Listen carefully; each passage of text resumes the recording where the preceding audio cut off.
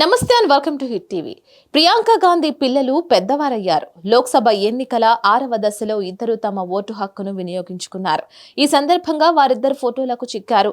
రిపోర్టర్లు అడిగిన ప్రశ్నలకు తడుముకోకుండా సమాధానాలు చెప్పారు.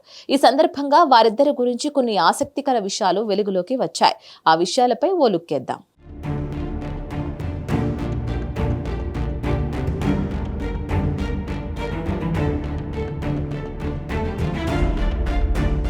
ఈసారి లోక్సభ ఎన్నికల్లో గాంధీ కుటుంబం నుంచి కేవలం రాహుల్ గాంధీ మాత్రమే పోటీలో నిలిచారు.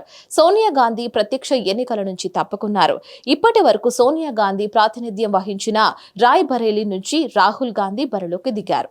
ప్రియాంక గాంధీ ఎన్నికల బరిలోకి దిగకుండా కేవలం ప్రచారానికి మాత్రమే పరిమితం అయ్యారు.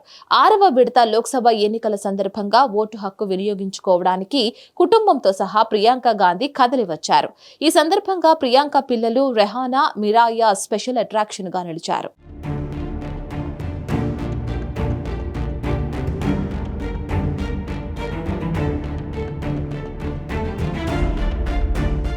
గాంధీ, నెహ్రూ, వాద్రా కుటుంబ వారసుడు రెహాన్ హిందూ, పార్సీ, క్రిస్టియన్ మతాల కలయికగా పెరిగి పెద్దయ్యాడు. తనకు సంబంధించిన వారితో ఫోటో కనిపిస్తే సహజంగానే జనానికి ఆసక్తికరంగా ఉంటుంది.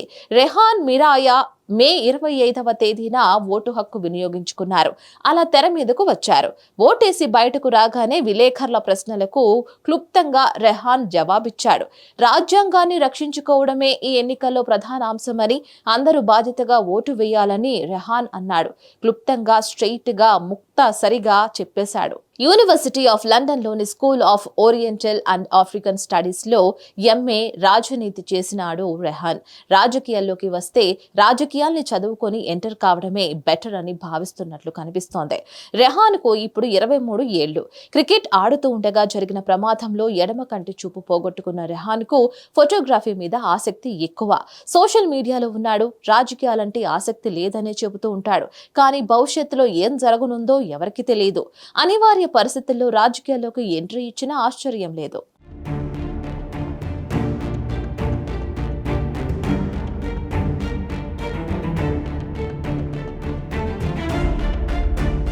తన కంటి చూపు గురించి రెహాన్ ఓసారి మంచి పరిణితితో మాట్లాడాడు.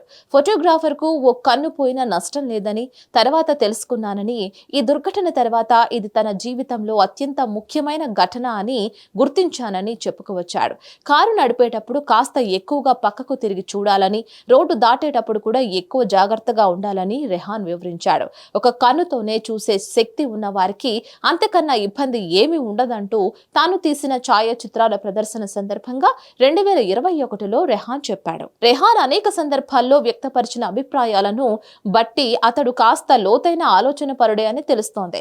కాకపోతే ఈ వయసులోనే పట్టి చూసి ఓ అంచనాకు రాలేం.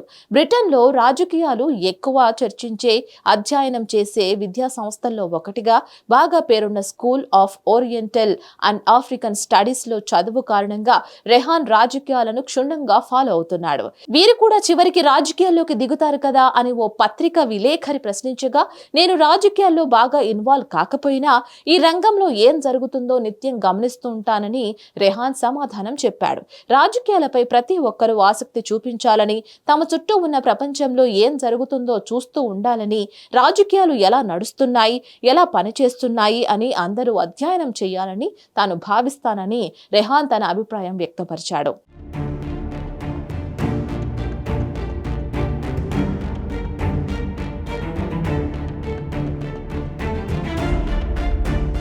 రెహాన్ తల్లి ప్రియాంక రూట్స్ అందరికీ తెలుసు.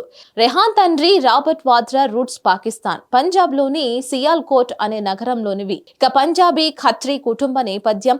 అమ్మమ్మ సోనియాది ఇటలీ అయితే నాయనమ్మ మౌరిన్ మెక్డోన్ ఆఫ్ ఇంగ్లాండ్ లోని స్కౌట్లాండ్ మూలాలున్న మహిళ. ఇన్ని రకాలుగా వైవిధ్యభరితమైన కుటుంబ నేపథ్యం ఉన్న రెహాన్ కు ఫోటోగ్రఫీనే జీవిత వ్యాపకంగా మార్చుకునే అభిలాష ఉంది. కానీ రాజకీయాలు వచ్చి కౌగలించుకుంటే కెమెరా మూలపడక తప్పదు.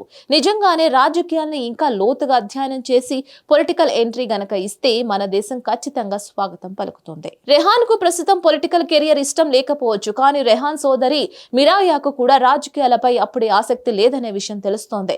ఆమె వయసు ప్రస్తుతం 21 ఏళ్లు. రెహాన్ కనీసం అప్పుడప్పుడు ప్రధాన స్రవంతిలో కనిపిస్తాడు, కానీ మిరాయా మొత్తం ప్రొఫైల్ బాస్కెట్ బాల్ ప్లేయర్ గా కొన్ని ఫోటోలు వార్తలు కనిపిస్తాయి. ఆమె సోషల్ మీడియా ఖాతాలో ఎక్కువగా జంతువుల ఫోటోలు వీడియోలు కనిపిస్తాయి. ఆమె చదువు అభిరుచులు తెలియవు కాబట్టి ఆమె రాజకీయ కెరియర్ గురించి అప్పుడే చెప్పకపోవడం సరికాదు.